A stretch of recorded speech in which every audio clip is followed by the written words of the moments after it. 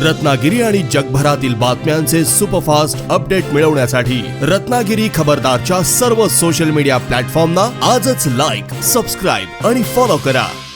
नाही, मला असं वाटतं की मला त्या बैठकीवर बोलण्याचा काही अधिकार नाही. भाजपचे नेते त्याच्यामध्ये लक्ष घालतील. परंतु एक जे मी त्याच्यातनं वाचलं, ऐकलं की 20 वर्ष अन्याय झाला, भाजप संपवण्याचा प्रयत्न. मी डायरेक्टली इनडायरेक्टली काय माझं त्यांनी नाव घेतलं होतं नाही मला माहीत नाही. परंतु त्याचा मला एक खुलासा एवढ्यासाठीच करायचा की काही लोकांचा कदाचित गैरसमज झाला असेल. माझ्या बाबतीत जर असेल, मला माहीत नाही, मी असं म्हटलं माझं नाव त्यांनी घेतलेलं नाही कोणी, पण माझ्या बाबतीत जर असेल तर मी 2 वेळा राष्ट्रवादी काँग्रेस पक्षातनं लढलो. 2004ला 2000ला तत्कालीन मला मतदान करणारे हे जनता माझ्यासोबत राहिली, पण मला मदत करणारे आजही उबाठामध्ये आहेत. 2004ला मी काही संपवण्याचा प्रयत्न केला नाही, कारण मी राष्ट्रवादी काँग्रेस पार्टीतच होतो. दुसरी निवडणूक देखील मी राष्ट्रवादी काँग्रेस पक्षातनंच लढवली. त्याच्यामुळे माझा त्याच्यामध्ये काही वैयक्तिक मला ते बोललेलं नसतील आणि त्याच्यामुळे मी काही गैरसमज करून घेणार नाही. दुसरी महत्त्वाची गोष्ट की तिसरी निवडणूक जी मी लढलो ती BJP सेपरेट लढली, काँग्रेस सेपरेट लढलं, राष्ट्रवादी सेपरेट लढलं आणि UBT सेपरेट लढलं, मी शिवसेना सेपरेट लढली, त्याच्यामध्ये मी लढलो. बरं, ते अलायन्स कुणी तोडली? तर एकनाथ खडसे साहेबांनी तोडली.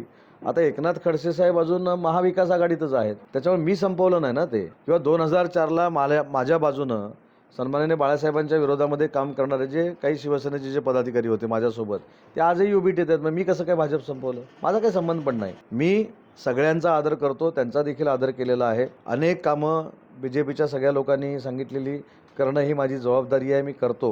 आणि म्हणून कालच्या बैठकीवर मला काही बोलायचं नाही. याचा निर्णय देवेंद्रजी. काही लोकांनी सांगितलं की मी सोयीस्कर देवेंद्रजींचा वापर करतो.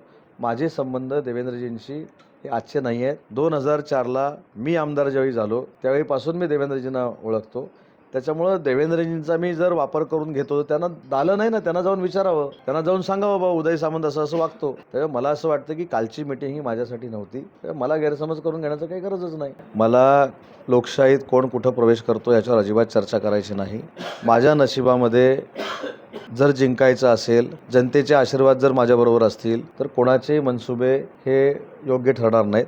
आणि म्हणून मला त्यांच्यावर टीकाच करायची नाही ना. फक्त माझं एकच म्हणणं आहे की टीका करताना त्यांनी असं दाखवून द्यावं. आता दुसरं ते काय म्हणतात की मी म्हणजे आता त्यांच्या व्यासपीठावर बसलेले अनेक लोक 2004ला माझ्या प्रचारात होते. म्हणजे BJP मी संपवली की व्यासपीठावर बसलेल्या लोकांनी संपवली? त्याच्यामुळे संभ्रम नको. आणि माझे सगळ्यांचे संबंध चांगले आहेत, मी कोणालाही कधी दुखावलेलं नाही. आणि एक लक्षात घ्या, मीच जर टार्गेट असेल तर त्याचा निर्णय रत्नागिरीतली जनता घेईल ना, बरोबर आहे की नाही? मला निवडून आणायचं नाही आणायचं, मी लोकशाहीतला एक भाग आहे. मी ह्या सगळ्यांच्या ह्याला उत्तर का देऊ? आणि मी जसं मानत नाही की ते माझ्याबद्दल बोलले, तर मला काही गैरसमज करून घेण्याची आवश्यकता नाही. आणि माझे देवेंद्रजींचे संबंध हे आज कोणामुळे आहेत किंवा कोणामुळे नाहीत हे बोलण्याची काही गरज नाही.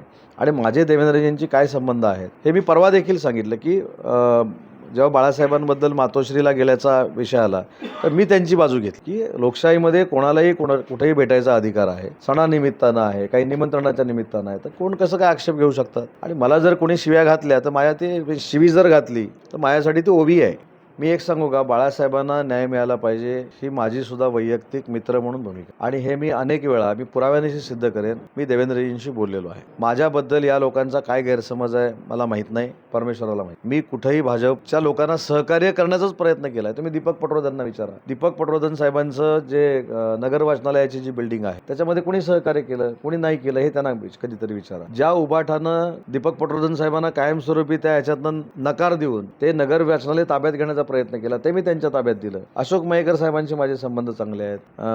त्यांच्यानंतर कोण BJP तर सगळ्या नेत्यांनी, मी तर परवा रवींद्र चव्हाण, बाबा परोळेकर साहेबांचे माझे संबंध चांगले आहेत. मी परवा सगळ्या संघांच्या लोकांना भेटून आलो. आज देखील कदाचित मी आनंद मराठे साहेबांना भेटणार आहे. तर मला असं वाटतं की गैरसमजातनं काय घडू नये हीच माझी इच्छा आहे. आणि शेवटी याचे पडसाद जे आहेत हे फक्त रत्नागिरीपुरते मर्यादित राहत नाही, त्याचे पडसाद महाराष्ट्रभर उमटू शकतात. त्याच्यामुळे 3 नेते जर अतिशय कॉन्क्रीट पद्धतीनं काम करत आहेत आणि महायुतीचं सरकार आणणं हे जर आपलं ध्येय असेल तर मला हक्काने येऊन सांगावं ना. माझं जर काय चुकत असेल मला हक्काने येऊन सांगा ना, मी ओपन आहे, मी कोणालाही भेटतो नाही. मी तर सांगतोच ना, मी आज पण पाहिजे तुमच्यासमोर फोन लावू शकतो. माझ्याबद्दल त्यांचा काय गैरसमज, बघा लोकशाहीतल्या ही प्रक्रिया आहे. मी कुणी सांगावं 25 वर्षामध्ये त्यांच्या इव्हन बाळासाहेबांच्या विरोधामध्ये कधी वाईट बोललो. इव्हन बाळासाहेबांनी जे मला काम सांगितलं ते माझं आहे असं काम समजून मी काम करण्याचा प्रयत्न केला. त्याच्यातनं काही गैरसमज झाले असतील तर मी त्याला करू काय? पण माझं तर कोणाशीच वाकडं नाही. आणि ज्यांना मला पाडायचं आहे त्यांना शुभेच्छा आहे. मतदार हेच माझे परमेश्वर आहेत. त्याच्यामुळे मला असं वाटतं की माझे सहकारी काही कारणानं जर नाराज झाले असले मी त्यांच्याशी बोलेन ना, आणि त्यांना मला पाडायचंच असतं. कुठं माझं पोट राजकारणावर आहे. गुहागरच्या बाबतीमध्ये माननीय एकनाथ शिंदे साहेब, माननीय देवेंद्रजी आणि अजितदादा जो निर्णय घेतील तो महायुतीच्या सगळ्यांना मान्य राहील, हे काल रवींद्र चव्हाण साहेबांनी देखील सांगितलं. आता कालचं उदाहरण बघा. काल मी रवींद्र चव्हाणांच्या पीएवर का चांगलं बोललो, तर उबाठाच्या एका आमदारानं त्यांच्यावर टीका करत रवींद्र चव्हाण साहेबांवर निशाणा साधलेला होता. कोणी कोकणातलं बोललं नाही, मी जाहीरपणानं बोललो. बघा, मी जे काय करायचं आहे ना ते मी जाहीरपणानं करतो, आणि जी कालची मिटिंग झाली त्याला मी मानतो ती माझ्यासाठी झालेली नाही, आणि माझ्याबद्दल काही गैरसमज झाले असले बसून मिटवीन ना, मी कशाला प्रेसला बोलेन ना. अशा प्रश्नांची उत्तरं मी एका वाक्यात दिलेली आहेत. मला तुम्ही झेपेल असेल प्रश्न विचारा, माझी तब्येत बघा तसे प्रश्न विचारा, उगाच इंटरनॅशनल लेवलचे मला प्रश्न विचारू नका. निलेशजी राणे हे महायुतीचे उमेदवार असतील आणि निलेशजी राणेंना निवडून आणण्यासाठी ते जसं जीवाचं रान करतील तसं आम्ही देखील जीवाचं रान करू. कुठं वाद सुरू आहे? नाही, इथं कुठं वाद सुरू आहे? वाद कधी होतो लक्षात ठेवा रानडे साहेब. वाद ज्यावेळी तुम्ही मला शिवी घातल्यानंतर मी तुम्हाला शिवी घालतो तेव्हा वाद होतो.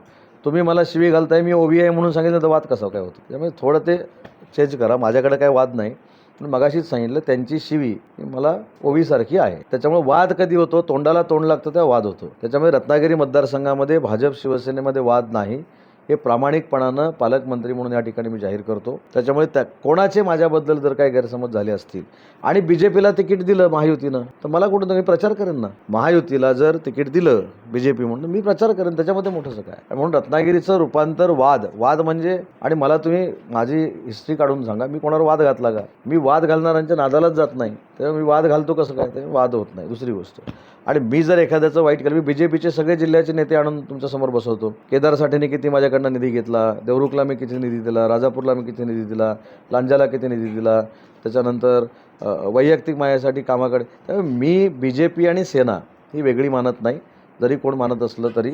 आणि कालची मिटिंग ही पुन्हा एकदा सांगतो ही माझ्यासाठी झालेली नव्हती, अदृश्य माणसासाठी झालेली असेल असं मी समजतो, आणि मला त्याच्यावर काहीच बोलायचं नाही. जनशक्तीचा बुलंद आवाज म्हणजेच रत्नागिरी खबरदार.